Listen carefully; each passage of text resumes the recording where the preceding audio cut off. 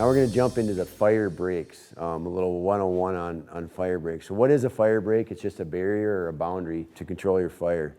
There's two kind of categories. You got a hard fire break.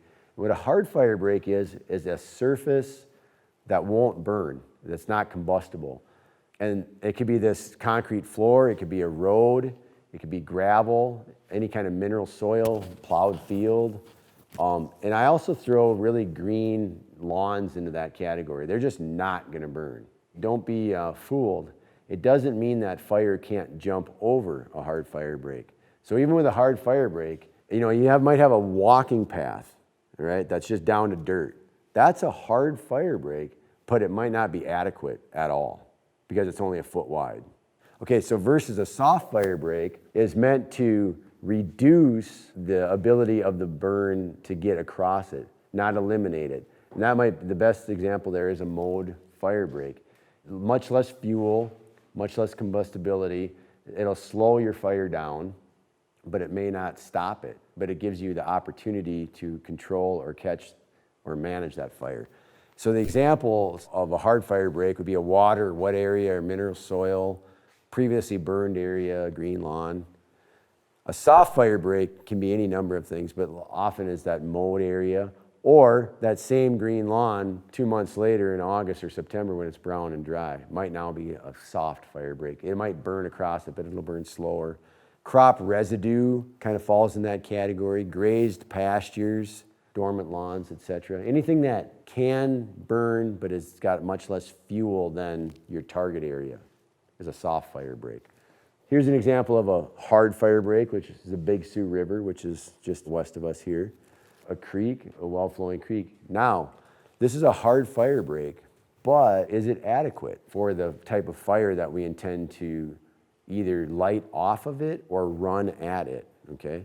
Let's say the wind's coming now from the top, from the north. It's coming downhill at this. If I'm lighting along this creek and the wind is blowing that fire into this grass, which is uphill a little bit, adequate fire break, hard fire break, and probably adequate, I would agree. It's not gonna back across that fire break, right? Now, conversely, let's just say that this hill wasn't here and it was just a nice flat grassland and we're gonna run a head fire at that creek and expect it to stop the fire. Would we wanna do that? Probably not. It's pretty narrow, right? Versus the river, we can get away with that, and that's exactly what we're doing here.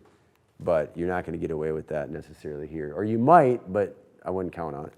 Here is a good example, burning uphill using our hard fire break, very secure way to burn. I would consider this a hard fire break in the sense that it's wet, it's green, that fire is not gonna creep across this stuff. But I also want you to look at the fire behavior right here. Probably 3 to 4 foot flames, pretty hot. If that was going the other direction and coming from the right to left with that wind, would this be adequate enough? Probably not, especially if this is the same kind of fuel on the other side of it, right? So not only is it categorically hard or soft, but is it adequate is the bigger question. So here we've got plenty adequate. We're gonna have 10 to 15 foot flames off these cattails, but we're taking that fire away from that fire break. So adequate in that sense. Same here, the wind's pushing it away. Here we're just using a cow trail. Plenty adequate for that fire condition. Not adequate at all if you reverse this and we're running that fire toward that and expecting it to hold a head fire coming at it. Other examples of the same. Plowed or disked areas. But if you've got native rangeland, do not do this. Don't plow or disc native rangeland. We can do better than doing that to our native rangelands. Other hard fire breaks though, than a previously burned area. This is already done, it's done. We can use this as a fire break because it's already burned. So we transformed a soft area to a hard area.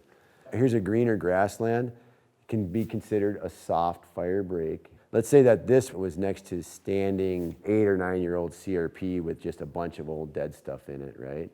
This is gonna be an area that we can catch that fire. It burns, but we can do a lot with that type of fuel and be able to catch or suppress a fire if necessary. When it comes to crop residue, my take home on that is avoid it at all costs. Crop residue is just way too unpredictable. What happens with it is it initially tricks you, it'll stop the fire, but then as that fire and heat are retained, it'll start to dry out the crop residue and it'll start to burn and kind of punk around. And the problem is you never know if you can trust it. So in a situation like this, I say make it black. Even if you're a no-tiller, take and sacrifice that first 5 or 10 feet just to disc it and make it black so that you have a hard fire break. It's worth it. This is a hard or soft fire break? Soft fire break. Okay, now we're gonna get into putting our thinking caps on a little bit. How would I use this fire break? If I have a fire break that is taller, native grass, native big blue stem, if this is my fire break, what might my intentions be for that fire? Think about some of the terms that we've used already. Head fire, backing fire. Would this be adequate if I was, say, laying a wet line down here and burning this with a wind that's coming from right to left? To light a head fire, remember that, so I'm lighting right here and I'm letting the wind take that fire. So I'm lighting a head fire. Is that adequately wide? Probably, maybe. This is exactly why I'm showing this, because you have to think about what is it like the day I'm going to burn? Not what does it look like today. What does it look like the day I'm going to burn? And what kind of fuel do I have? So Sandy mentioned production of the fuel, the poundage, and the height, but there's also the type. Native grasses burn like gasoline, and especially when you get into cordgrass and switchgrass. Big blue stem's hot enough, but you get into something like switchgrass, and it's intense. It will hold your fire, but you're not gonna wanna stand in there and monitor that. Now answer the question, what if we were going to back burn this? What if the wind was coming from the left to right, and this was our back burning side where we're gonna start our fire? What's that gonna look like for us? Be pretty toasty, right? Not probably very adequate. So here's a rule of thumb. Your fire break should be about 5 times the width of your standing fuel. So if I've got 5-foot big blue stem, I probably want my fire break about 25 feet wide. Sounds like overkill, but trust me, it's not. Because you not only want to have a place to ignite the fire, you want to have enough area to be able to react to something that might creep across. And so we want to have a big enough area to work in to be able to do what we need to do in our fire breaks.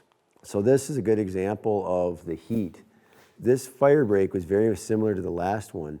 It was wet lined and burned with a wind from your right to left. And even at that, look at what it did, the heat coming off of that to the grass on the fire break. That's how hot and intense that stuff can burn. You don't want to be in there. If we were doing this as a backfire, which we would be lighting along this line with a wind from left to right. Now, I showed you what those pictures look like, right? If this is my fuel and this is my fire break, okay? And I'm lighting my fire here and I'm letting it back into the wind like this, right? Everybody following me? The wind is going from left to right, and my fire's backing into the wind through my fuel, okay? That heat is obviously going to come back at us and can result in this, and that should be expected. There's a lot of heat coming back. What I'm also trying to show you, though, is going back to the previous slide, even with the wind going the other direction, right? And I'm lighting now this as a head fire, you know, roasting it. There's still so much heat. It has the exact same effect. It's hot. That's what I'm trying to drive home. It's hot, and it's too narrow for either type of fire activity, unless you are equipped with, you know, some firepower that most of you probably don't have. How do we mitigate that? We make them wider. Give yourself space. For both scenarios, make it wider. So that's what it looks like. Now here is about 2-foot high vegetation with about a 15 to 20 foot wide fire break. Same as this. If you're gonna do spring burning, you wanna mow your fire breaks in the fall timing and technique for fire break mowing, you want to mow in the fall. It's nice to wait till after that first killing frost, simply because it's just easier on the mower more than anything. What happens if we mow fire break too early, we're mowing green, lush vegetation, it's got a lot of moisture in it, and it just lays there, right? And it's too heavy for the wind to clear off, it's too heavy for anything to really move it. Like this is an earlier September example, but this is fairly light fuel. It's better to wait till it senesces in the fall, mow it, and let the winter winds and everything clear off as much stuff as possible on those fire breaks. Let them settle over the winter and get snow on them, and anything that doesn't blow off is just going to kind of settle down in, and that's just usually a little bit better. This is an early spring fire break that was mowed in the fall. Still very much can burn across it, but by mid-spring it starts to green up quite a bit. Now you need a lot less water to hold that line. And by this time of year, like what we'll see out there today, we need very little water to hold a late spring burn. If your fire breaks are prepped well. I am way more concerned about fire break prep than almost any other aspect of a fire, because with 90+% of your success is how you prep your fire breaks. Day of burn, you can have the biggest arsenal in the world of firepower, water, manpower, et cetera, but it's all for naught, and it's a huge waste of time, energy, effort, stress, when you simply can really take the time to prep your fire breaks well. That way you need less people, less resources, less stress, less water, etc. So I really like to hammer that home. And then on a soft fire break, you know, when necessary, which is usually it's necessary to still use some water. There's a lot of ways to put water on the ground, and if you're on the farmer ranch, look to what you already have with slight modifications to be able to wet line. You're going to see us wet lining today with ATVs and stuff. Take a hard look at these. They're not some magic thing. If you look at the components, a lot of it's just off-the-shelf stuff. So really look to the resources that you already have. So was this a soft or a hard fire break? It is a soft fire break. It's a mowed fire break, right? But it was very much enhanced by one thing, and that was water. Right here. So this is a wet line that went through here, okay? Doesn't make it really a hard fire break, but makes it a very much better soft fire break. So what we're seeing here is wind that was blowing from left to right, and now we see this fire here. So what happened? Did our fire break fail? Kind of looks like it, right? Like the fire jumped the line, right? It slowed it down. In one hand, the fire break did its job. The fire break allowed this firefighter a small area, because can you see behind him there's a bunch of standing grass? The fire break gave that person the opportunity to react to that fire escape. Had that person not been able to react in time, it would have burned the rest of this grass. But ultimately then, the fire break itself physically is doing its job. What doesn't just look right here? You know, why did this happen? And so this fire jumped this little tiny wet line. I can tell you what the background was, is that when they did this fire, they approached it completely wrong. This fire break and this wet line should have been adequate for holding this fire. And what I'm trying to drive home is technique matters on a lot of things. You can do all the prep and the work in the world, but if you don't use the right technique, you're still gonna have problems, okay? Anybody have a guess what might have happened? So what they did is they ran a head fire at this little wet line fire break, thinking that that was going to stop the fire. They assumed that that was just going to stop that fire because they put a wet line there and because they had a mowed fire break. Adequate fire break? No. Was it a good attempt? Yeah, it was the right attempt, mowed with a wet line. But technique fell apart because they just assumed it would hold it. It was a lower fuel load, you know, that they got tricked into thinking that, oh, you know, this is going to work. But it didn't work. This wasn't like 7 or 8 foot high grass. It was about that tall. So yes, the first thing was they ran a head fire at essentially an unprotected line, okay? So the second thing, just on the same order, they should have backfired it. Their wet line would have been plenty adequate if they would have lit the fire against the wind and let it back into the wind. That would have been the proper technique. Thirdly, is what we're going to get into and show is fire brake use. This is, let's just say this is my fire brake, okay? And this is my fuel on both sides.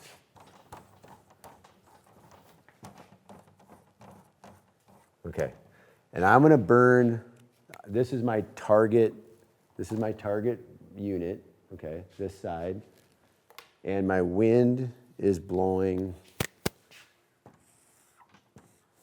from left to right, okay? So if I'm going to try to burn this, what am I lighting, a head fire or a backfire?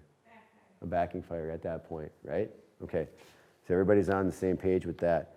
Now, if I'm going to use a wet line, represented by my blue marker, let's say this is 15 feet wide, okay? And this is, say, 3 feet tall. The factors that are coming into play here are a few different things. When you place your wet line, first thing you want to look at is the height of your fuel, right? Okay. So, because no matter what happens, eventually, whether you light out here or out here, the wind is blowing that way, right? And this stuff is going to flop. It's going to burn off at the base and it's going to want to fall down before it burns up. Does that make sense? Because if something's pushing it, you're burning my feet off and now I'm getting pushed from the back and I'm going to fall over. So you want to have your wet line outside of that flop zone, for one. Because if you put your wet line in here, no matter where you light, eventually that stuff's going to fall right over your wet line. Because when you drop your fire right here next to your wet line, now you're taking advantage, as he stated, of very low mode fuel, right, in here. Low intensity fire, much less heat pushing back on your little wet line, okay? And you're not going to dry that out as bad. Realize your wet lines do dry out. What you're doing with your wet line is creating temporary security, because as this backs, this starts to dry out a little bit, but as that all is occurring, you're creating black, right? You're creating a zone that won't burn again. And so even if your green flops into that zone, it's only flopping on this concrete, for instance, something that really won't burn. So your wet line should be out here somewhere. We make these fire breaks wide, we might as well use them. Conditions matter. And so you'll see out there today, we are going to start at, I would say a third to the halfway out, just to show you that. But if it takes too long for my fire, this is what's super important. If for some reason my fuel doesn't want to burn as quickly as I would like, and it takes too long to establish this black, that's also not good. So we want to have a good, steady line of fire established that backs at a reasonable rate without creating too much control problem, and protects us against that flop and that heat and all that misery. That's where the art comes in. That's where the practice comes in.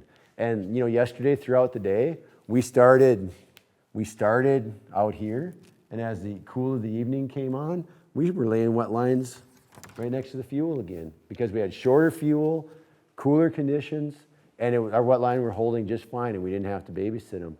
But it's all about establishing a continuous line of fire so that there's no break in that continuity as we're going down the fire line. This will become much clearer to you when we're out in the field. Hard fire brake disc, that's pretty decent, although you can get some burning across that area. So if you're going to mess up your grass line, you might as well mess it up well, make it black. So when you place your fire brakes, there's a lot of things that you should always consider is, what kind of equipment are you going to have? Is it, escape routes and safety zones? Are you creating any kind of barrier or entrapment? How heavy is your fuel load and how wide do you have to make it? Truly, the ground conditions the day of the burn, not the day you're mowing. A lot of times if we wait till after that first freeze, our whole plant community essentially shuts down and stops growing. That creates excess water in the system because the root systems aren't using that water. And so for a time, right after that first frost, there's often pooling of water in grasslands.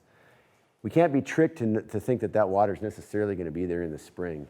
So you got to really think about what things are going to look like in the spring of the year. So those day of burn factors.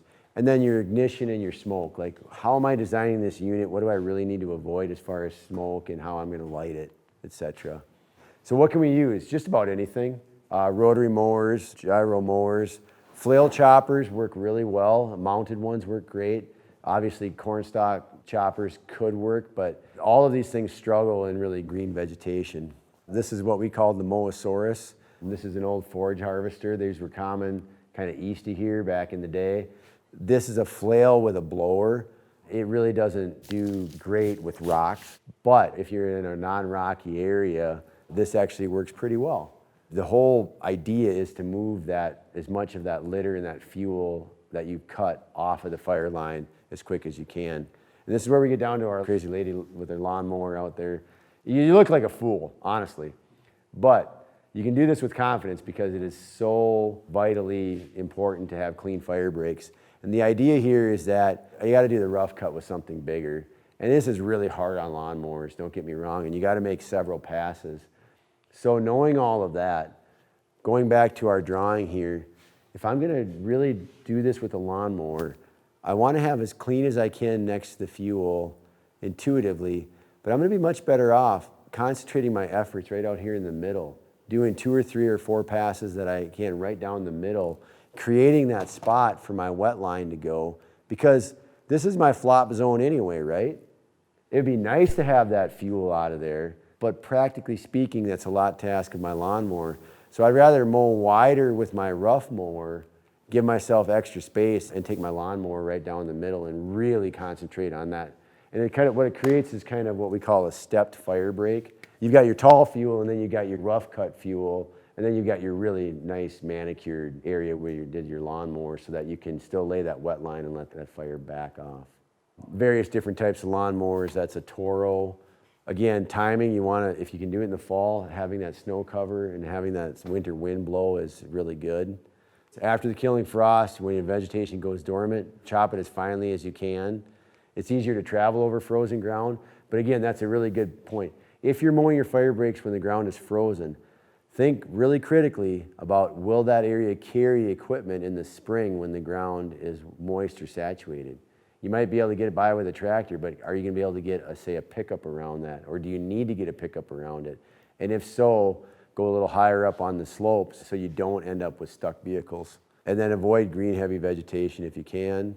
Anything can work, that probably won't. And then as far as placement, like we've talked about this, your width should be at least 5 times the height of the vegetation. This just kind of drive our points home. There is a tremendous amount of heat that comes off. This is a head fire off of a very narrow fire break. You do not want to be in there, even though the fire is going away. That'll roast you. Same with this. What this scenario is, so a lot of times we trick ourselves to think that a fire break has to be perfect line of fire. I'm going to walk you through this one because this is extremely important. What's going on here? I've talked about wet lining. I've talked about preparing your fire break with a water line before you ever light the fire. And in most cases, that makes complete sense, right? But there are times and places that, so like this is a 40 or so foot flame. Even if I would have laid that wet line in here, how long is it going to really last? Even with that heat coming off of that back, even though that fire is moving away, there's so much heat coming off those cattails. I'm just fooling myself if my little wet line is going to do anything. So in this scenario, I've got a barbed wire fence and the fire break is on that side of the fence and we're burning this unit. What do? I'm not going to put a person inside a 4-foot fence with only an 18-foot fire break, even though the wind's blowing that direction, with that kind of flame length. One little flop in the wind, that fire lays over and that person gets hurt very badly. So we're not going to do that. We're not going to put that person in there. What we're going to do is we're just going to light that fire along the fuel in that situation, let that heat clear out, and trust that we're going to go back and use our fire break and just simply put out the backing fire and not waste water twice. So it's just constant adjustment and communication on the fire line. And this would be an example of that. This might be an example of, again, just how your fire break can work for you and you can use it to catch the fire. Placement of the fire break. Is it smarter to place fire breaks on the tops of ridges or on the bottoms in the valleys? For the most part, you want to keep your fire breaks low on the landscape versus high on the landscape. And the reason being is all those things that we talked about. Now, kind of intuitively, it's a nice flat line, it's good line of sight, and they're back burning off of this, but it's really steep, it's really narrow, and as that fire backs down, the heat continually wants to come back toward the firefighters. Typical of a back burn. But look how narrow this is. If something would escape, it's gonna go to that side. And is that a really scary escape? Maybe not. You know, that person can probably handle that. But if they've got to handle that for a quarter or a half mile, that could be pretty intense. So you're kind of fighting everything natural here at this point, trying to back fire down a hill, right? Everything that it wants is going against it. The wind is blowing it away from its fuel.